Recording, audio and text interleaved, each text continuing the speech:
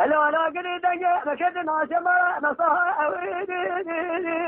محلا زوري أقعد ولادك مشد ناشمة نصها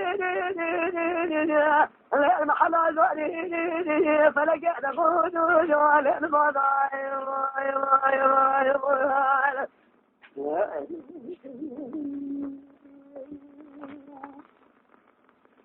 أقولي سبيت قاطع نازلة بلا خذ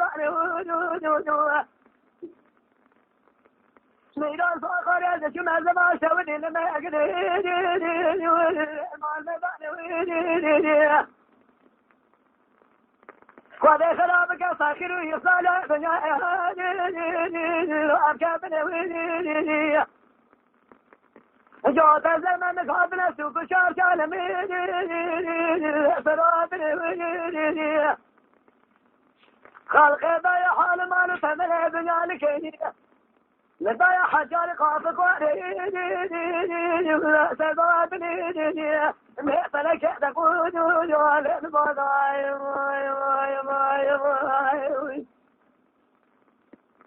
أقولي سلا أزاينا أقولي لا أتمنى قابل أقول سوسر الرحال ويا البربنا أتمنى بشو ولا بخري بخصوص ذا على تاسوس خذ خناي قاتل خميني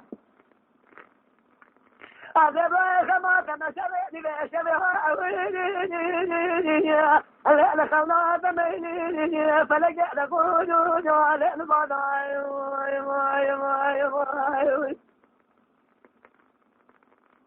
أقولي سببنا خلق نزل عليه جاشد الرحال العذاب يا أويلي ايش اللي قال دشت الغزال شغال يا ويلي خالد الروجه شبيق روجه ماشي خمال وحالة من الدنيا لك ما طريق جا خدايا